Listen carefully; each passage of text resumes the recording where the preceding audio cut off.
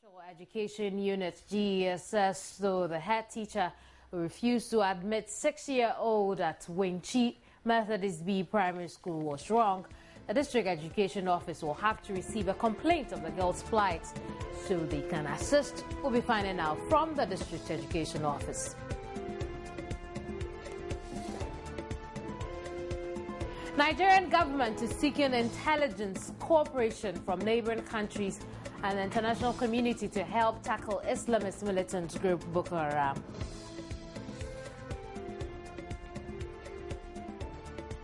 Those are headlines for the hour. My name is Kemini Nyamani Amano. This is News Today. When I return, I'll bring you details of the stories and plenty more. Don't go away.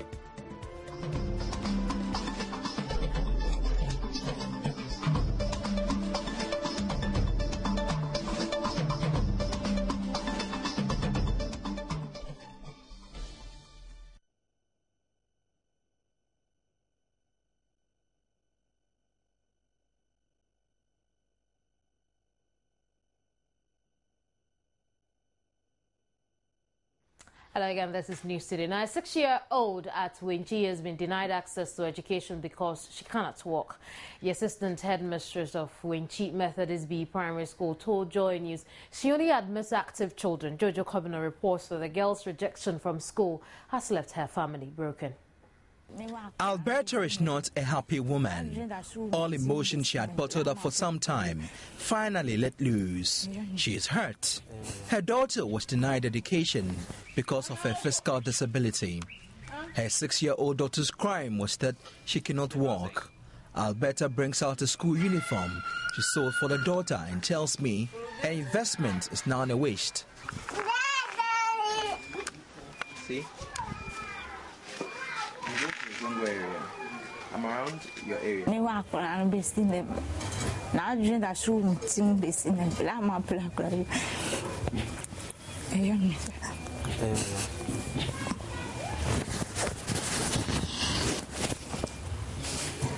Uniform I know from me one. Her husband says he could not also challenge school authorities because he thought they had a right to deny her daughter admission. The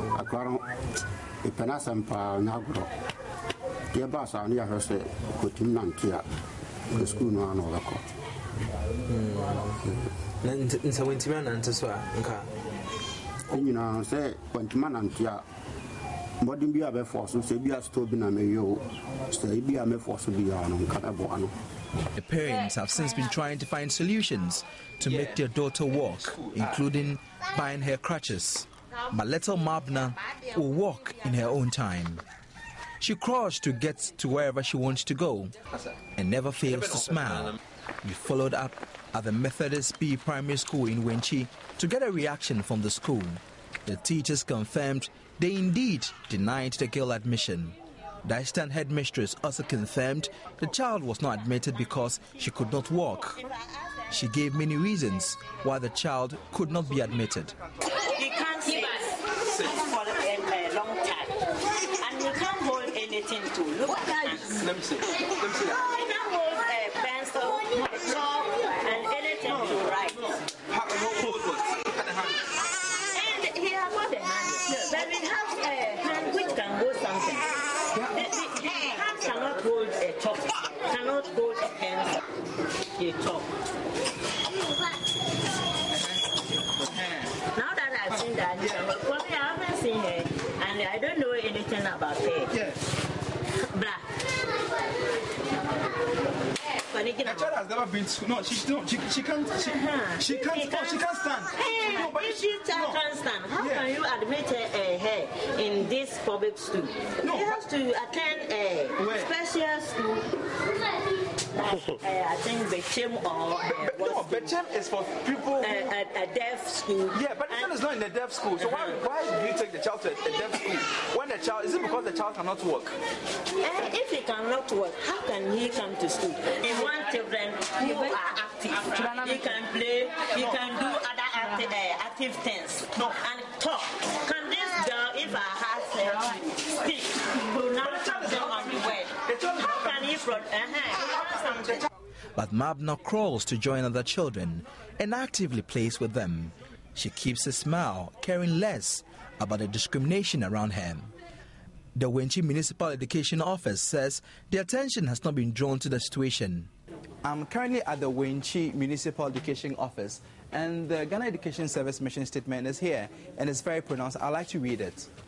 The Wenchi Municipal Education Directorate exists to provide quality formal education and training to all children of school-going age in a municipality to acquire skills, knowledge, and attitudes that will prepare them for higher education and adult life to make them useful to themselves and society.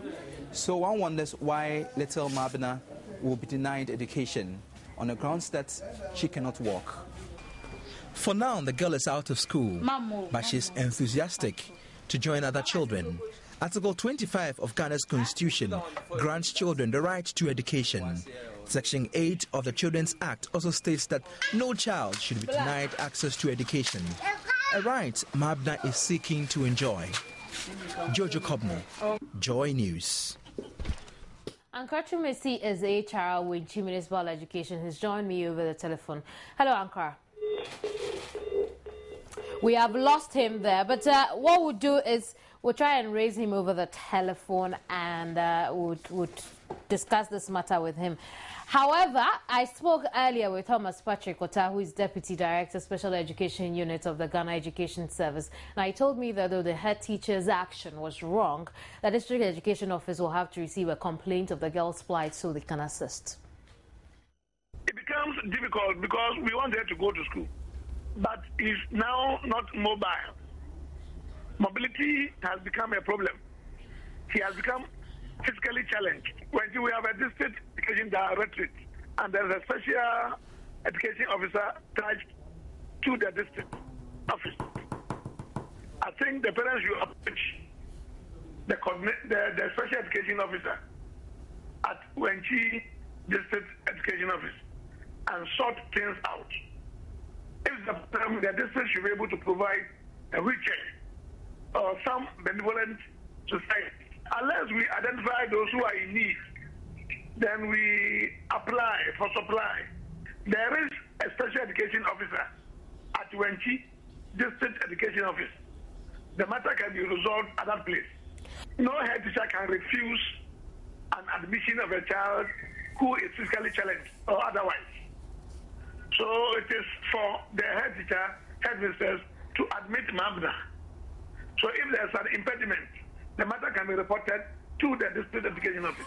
In this instance, I want them to refer the matter to the District Education Directorate. We shall give instructions to the District Special Education Officer at Wenchi to see the District Director and sort things out. She can go to school, but how does he go to school if she cannot walk? She must be made mobile. What we are doing is that we are practicing inclusion, but we are implementing the inclusive education practice from district to district, from school to school. So we haven't covered the whole country inclusively. But we have special education officers attached to every district who address special educational needs. So within the district, and we are having a special education district officer there. Such matters are referred.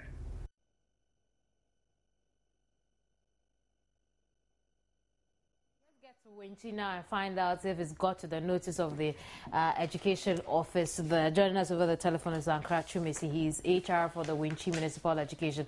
Good morning, Ankara. Good afternoon, rather. Hello, Ankara. Hello? Hello. Right, thanks for joining us on News Today. Has this come to your notice? Hello, I'm with you. I'm saying that I'm sure this has come to your notice. What's your reaction to it? The man is so faint. I'm driving, and so if you won't mind.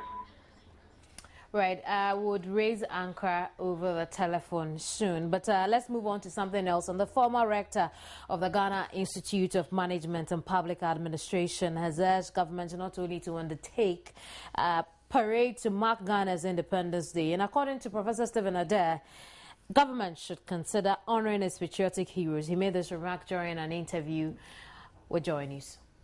If on 6th March, everybody is on the street cleaning that, on this day we are going to clean up the whole Ghana. You know that 25 million people, it will take us only 1 hour to clean the whole of Ghana.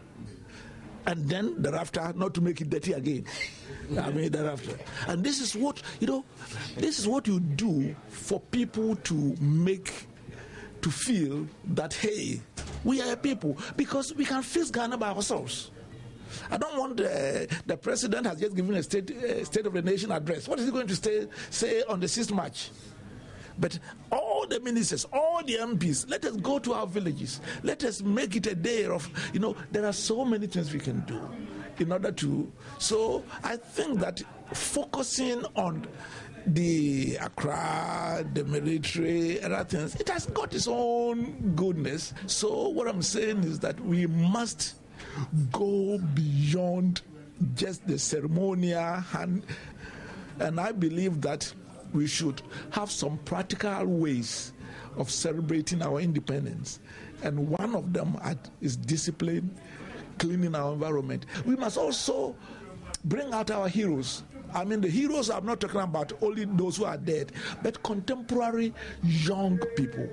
And, we have even stopped our national award system whereby, becoming the Order of the Volta and other things. We wait till about 10 years and we do so.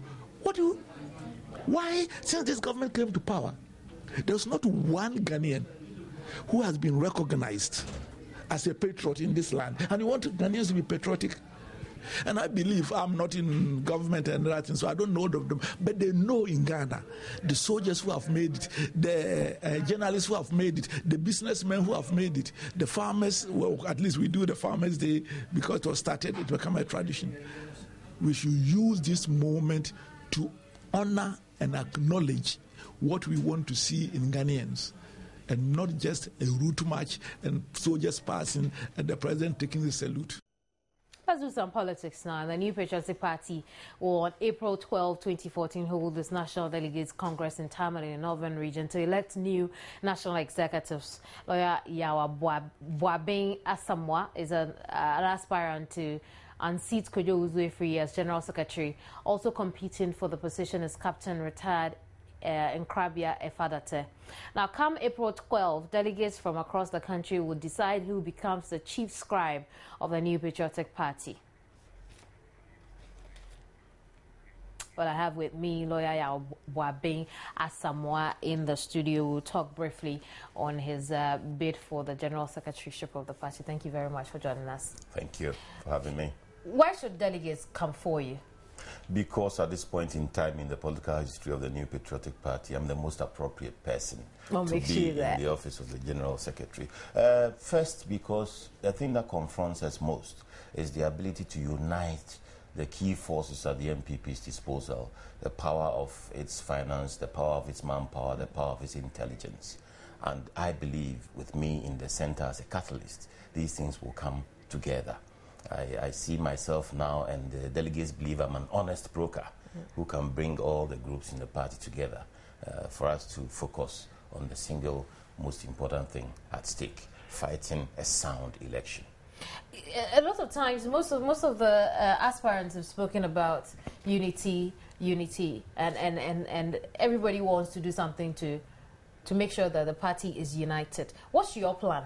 Unity is interesting. That's why we're all talking about it, because it's necessary. My plan is to deliver the self-interest which is required for us to genuinely unite as a political party. And in that, if we accept that it's in the self-interest of all powerful interest groups in the party to come together genuinely and effectively, then they will all compromise.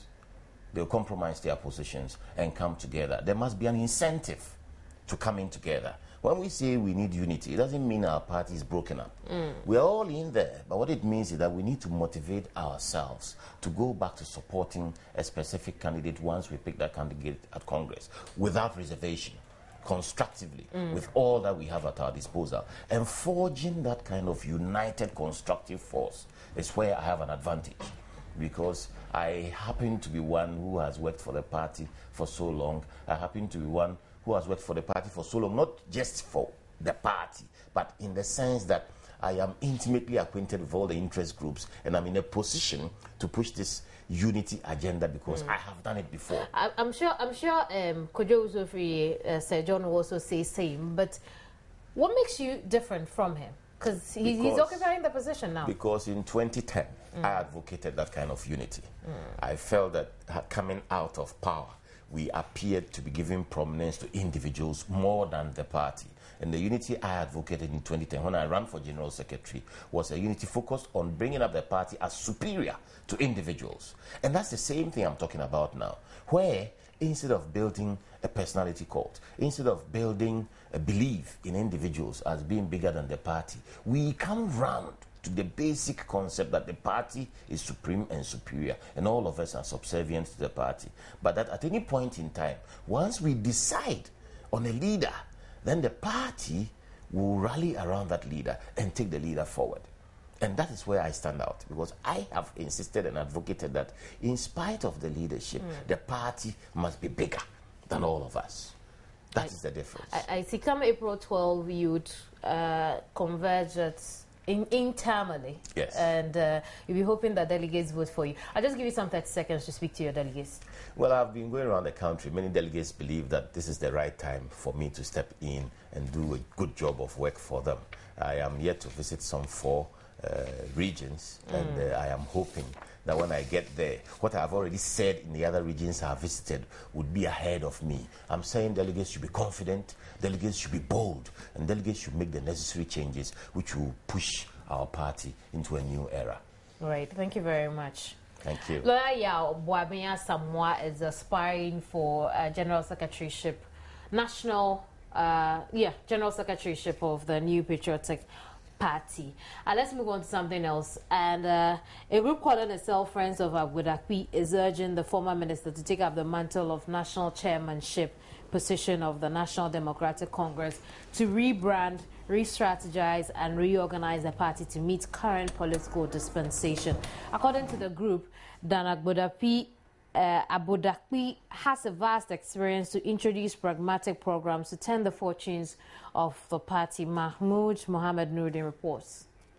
At a press conference in Kumasi, Friends of Abudakwi say the principles, ideologies and philosophies of the founding fathers of the party and the dream that energizes members to commit themselves to service of the party is gradually dwindling due to selfish behaviors of some party members. The optimistic, the former member of parliament of Keta, can initiate programs to draw grassroots support and increase the party's victory margins from 3 to 10%.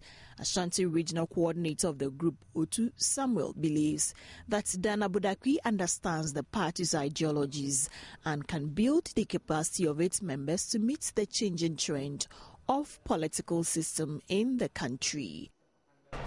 The NDC today needs a leader who can innovate and bring in programs that can be attractive enough to even the opposition parties. A leader who can build the capacity of his members to meet today's changing trend of political system in Ghana. A leader whose initiation can increase NDC victory margins from 3% to 10%. We found these qualities in him and can turn the fortunes of the party run if given the chance. That is the man we call Mr. Dan Abudakwi. Member of the group Evans Amo further explained why the party needs the former minister.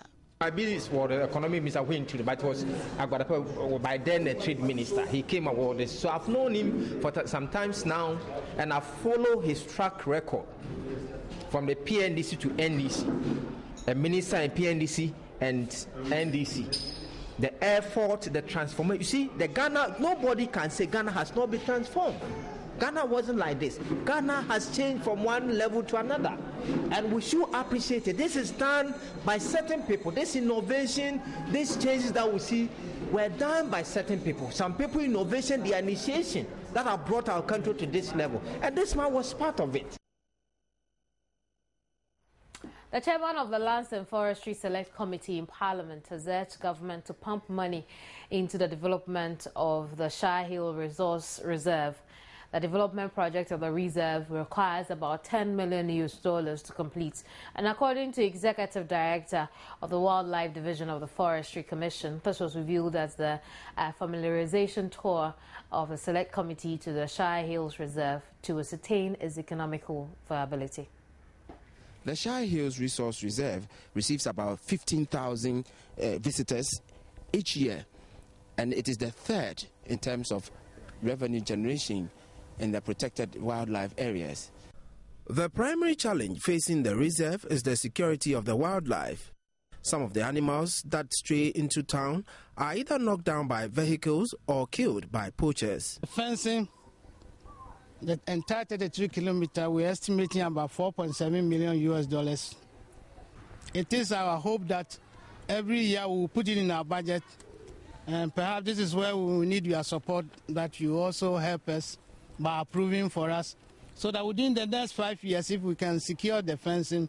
Also, the need to restock and construct access roads to the reserve are being considered. Restocking, the water boss, hartebeest, dikers, and exotics like zebras and giraffe, we're estimating about $70,000. Then we need access roads also for the game viewing. We have estimated about 20-kilometer roads inside, which will cost us about $150,000 if we want to make it all weather. Because as soon as it rains, you cannot move, especially all these buses. If there's to be any rain, there's no way you can move in the reserve. The most prominent animals in the reserve are the baboons, which become the main attraction to the reserve. There is also the ostrich, western cob, beesbug, pythons, the rich bird life, which has over 160 species, and many more. Current managers of the reserve hope to partner government or the private sector to develop more of these eco-accommodation tents to rake in more revenue. The chairman of the committee could not agree more. 3 of these eco lodges here. This demonstrates the potential that is available in this reserve. I will use this opportunity to encourage investors to come in to have a first-hand look at the environment, and then to see how they can invest in it. There's a huge potential. If you look at the landscape behind, left and right, all around, this will be a very nice area to come and relax. And so I will entreat all business-minded people to come around, have a look at the area. And for us, let's see how we can partner with them to develop this. With its strategic location, it has the capacity to increase visitation by 100% or even more if innovative ecotourism infrastructure is put in place to develop the area. Emmanuel Ante, reporting for Joy News. Now, President John Dramani Mahama has returned a number of regional ministers to the original posts when he first appointed them in 2013. Many of the president's appointee regional ministers were moved to different regions other than where they were initially posted even before they settled. But an announcement from the presidency says the regional political heads have been returned to the original bases. Ashanti Regional Minister Eric Opoku, for instance, is heading to the Bunahafo regions, while the Central Regional Minister Samuel Sapon is now to report to his former post in the Ashanti region. The Eastern Regional Minister Helen Ntoso is also going back to the Volta region. Current Greater Accra Regional Minister Julius Deborah is going to the Eastern region, while the Northern Regional Minister Bedezidin has been moved back to the Upper West region, and he will also be replaced by the Upper East Regional Minister Alhaji Limuna Muniri. And former Greater Accra Minister Nilaya Fotoagbo, who currently heads the Volta region, is coming back to Accra. Western Regional Minister Ebenezer Kwejo Teyado is heading to the Central region, with Bunahafo Regional Minister Paul Evans Zaidu moving to the Western region, where he was originally appointed to. A statement from the Flagstaff House and signed by a spokesperson to the President Ben Dochei Malo said The regional ministers are to report to their new regions by 15th of March 2014. You recall President Mahama in March 2013 shuffled the regional ministers with the intention of fostering national unity. And according to the presidency, the exercise was intended to ensure that regional ministers focused mainly on the political and coordination of the development efforts of the metropolitan, municipal and district assemblies. This is News Today. I'll be right back.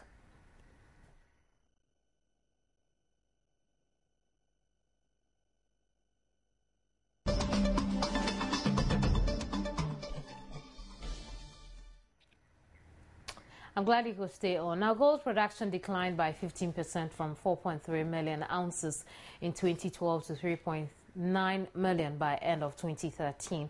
The Minerals Commission largely attributes the decline to the drop in the global demand for gold, coupled with a fall in the prices of gold worldwide. World Gold Council, in its latest gold demand trends report, says fourth quarter gold demand was 29% down on the same 3 months of the previous year.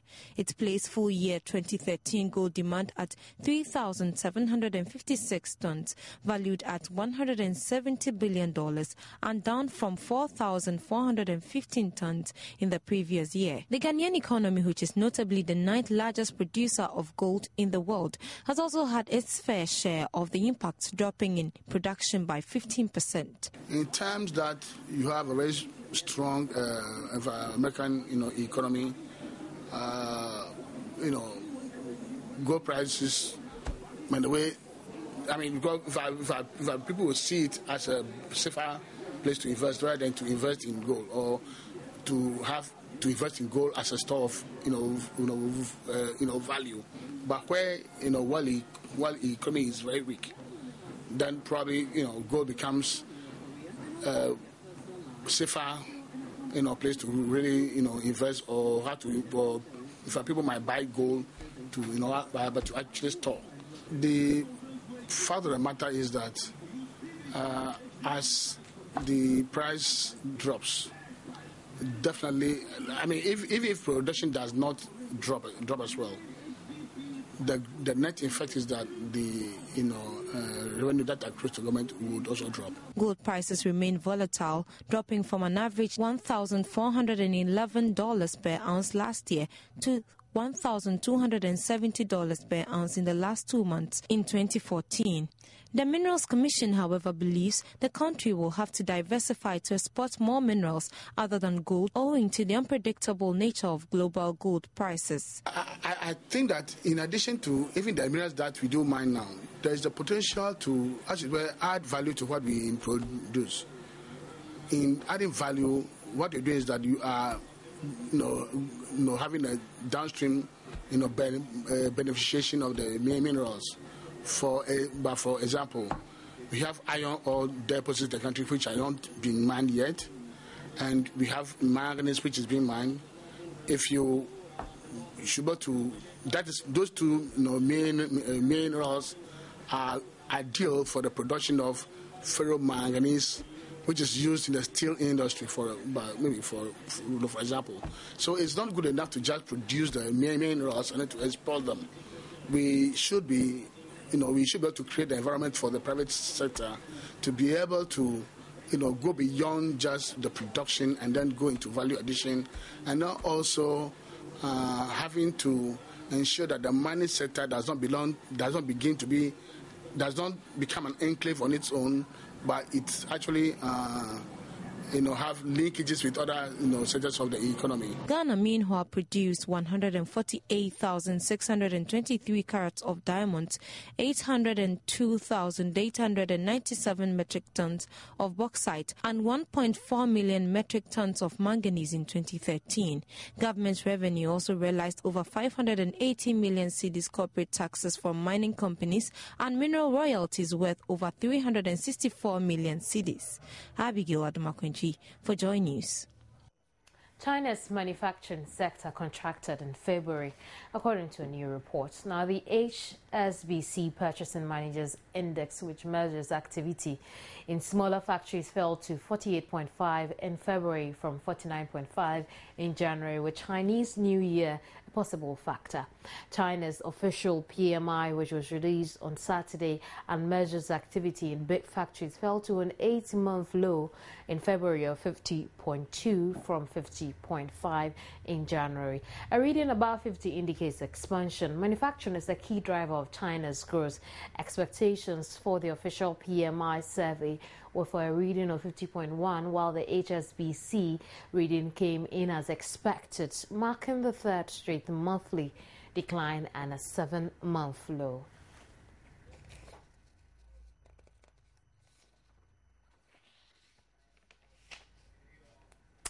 The investment firm run by U.S. billionaire Warren Buffett has reported a record profit for 2013. Berkshire Hathaway made $19.5 billion last year, up from $14.8 billion in 2012. However, it underperformed the P500 share index for the 5th year in a row. Buffett ranked 4th on the Forbes Rich list, appointed to a strong performance in the firm's insurance, rail and energy businesses for the increase in profit.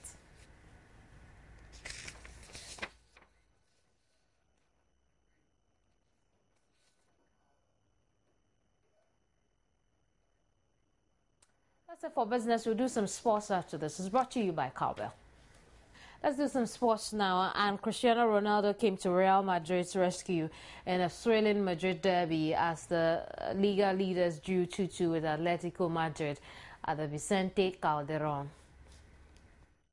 And Lionel Messi was on target for Barcelona's win over the weekend. Manuel Pellegrini secured his first trophy as Manchester City manager as the team came from a goal deficit to beat Sunderland 3-1 and win the Capital One Cup at Wembley. Sunderland led at halftime through Fabio Borini's fine angle strike after 10 minutes. Meanwhile, Liverpool moved up to second in the Premier League table, 4 points behind leaders Chelsea with a 3-0 win at St. Mary's Stadium. Luis Suarez, 24th league goal of the season. Another from substitutes, Raheem Sterling, and a late Gerrard penalty secured Liverpool's 4th successive top-flight win. So on the EPL, Chelsea also secured all 3 points to top the league table with 3-1 win over Fulham. That's for the segment brought to you by Cowbell.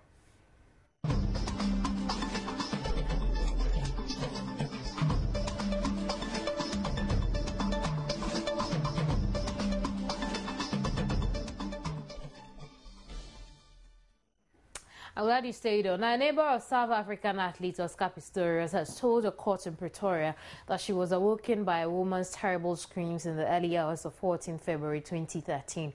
Pistorius has pleaded not guilty at the start of his trial for the murder of his girlfriend, Reva Steenkamp. He shot to death the 29-year-old model and reality TV star at his home, saying he mistook her for an intruder. The neighbor, Michelle Berger, said cries for help were followed by shots. 27-year-old double amputee won gold at the London 2012 Paralympic Games and also competed at the Olympics.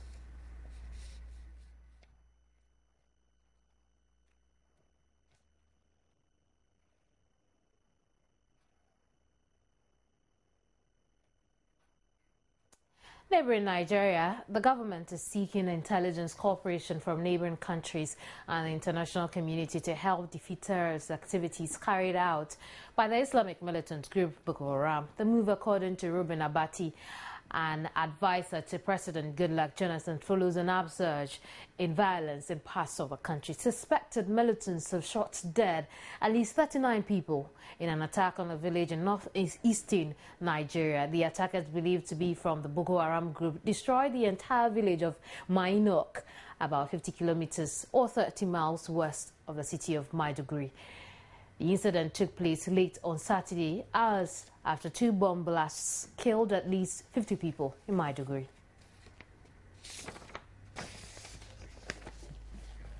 Ivorian President Alassane Ouattara has returned home after a month of medical treatment in France. Ouattara, who came to power in 2011, underwent a successful operation to alleviate pain caused by sciatica. Since taking office, Ouattara has won praise from international partners for fostering an economic renaissance in French-speaking West Africa's largest economy.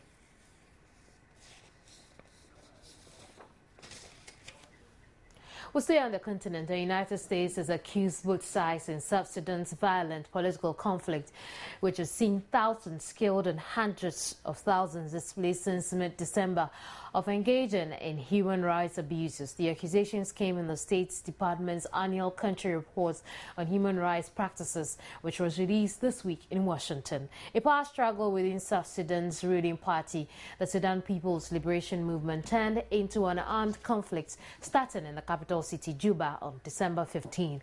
Human rights groups have warned about deteriorating conditions and abuses in South Sudan as fighting continues despite a ceasefire that was signed in January in Ethiopia. According to United Nations estimates, some 900,000 people have been displaced in South Sudan since the conflict broke out, with nearly 200,000 of them seeking refuge in neighboring countries.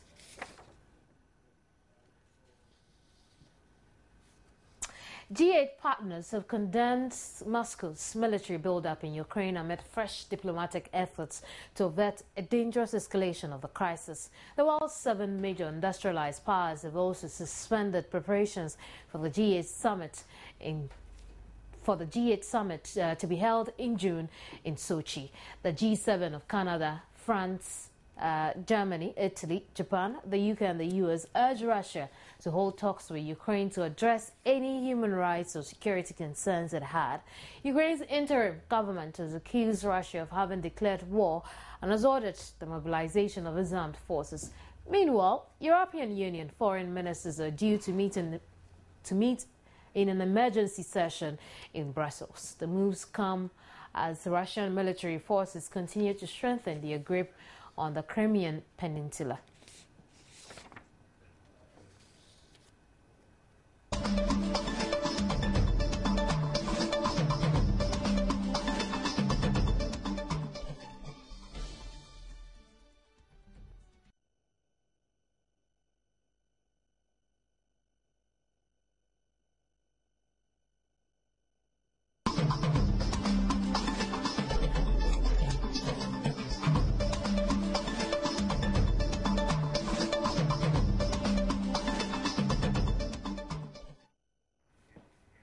President John Dramani Mahama has performed a groundbreaking ceremony for the start of work on 50 new community day senior high schools, and this is in fulfillment of his campaign promise during the 2012 elections. The 50 schools form part of a total of 200 senior high schools set to be constructed in communities across the country. My administration remains committed to helping all parents to educate their children in an affordable manner by making secondary education progressively free, as enshrined in Article 25 of our 1992 Constitution. The beginning of the roadmap for free SHS will begin in the 2015-2016 academic year. So it means that these first batch of schools will be ready for the admissions of the 2015-2016 academic year, which will be based on the free SHS concept. And so the children who will be admitted in September 2015 into this Kwabanyanwa Community Day Secondary School will not pay any school fees. My attention has been drawn that some of the media say my Minister of Education says she doesn't know where the money is coming from. My Minister of Education was given a job to produce a roadmap for the progressive introduction of free SHS. She has done that job. She has costed it. We don't know how much it's going to cost. And she has presented it to Cabinet. It is my duty as the President of the Republic of Ghana to make the funds available for the free SHS to take off. It is not the duty of my Minister of Education. And I want to inform those who want to know where the money is coming from that they should wait for the presentation of the 2015 budget. If they look in the budget and they don't find allocation for free SHS, then they can raise that issue. Let's do some showbiz now. In the 14th edition of the Vodafone Ghana Music Awards has been launched in Accra with a car at stake for the new Artist of the Year. You said you couldn't. I said that so well. Wow, I'm so proud of myself. Okay, so the night saw performances from award-winning gospel artist Kwesi Oteng,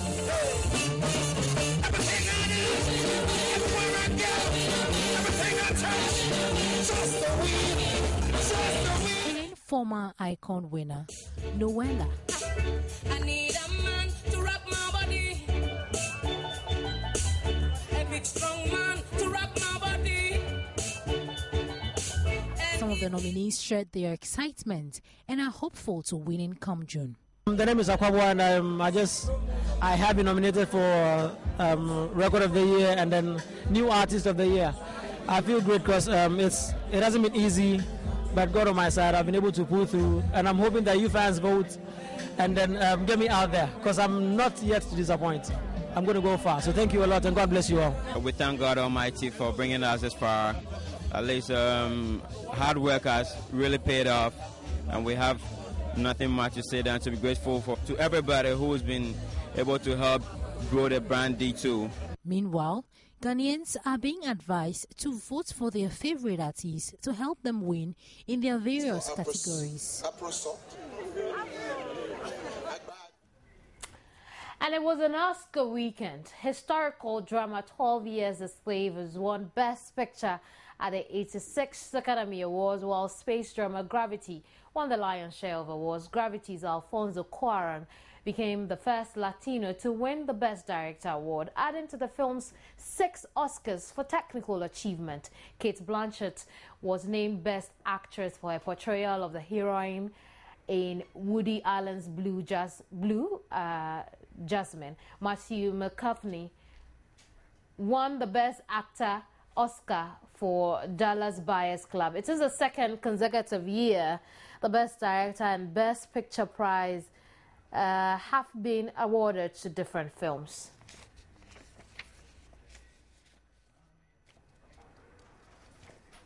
Our headlines again, and Deputy Director, Special Education Unit of the Ghana Education Service says the head teacher who refused to admit 6-year-old at the Winchi Mercedes B Primary School was wrong.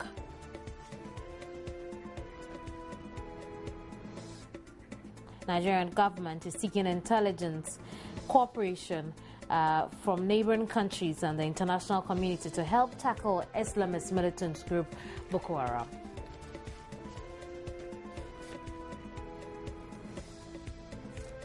There's more news on myjoyonline.com. Thank you very much for staying through the hour. My name is Kimini Nyamani Amano. Goodbye.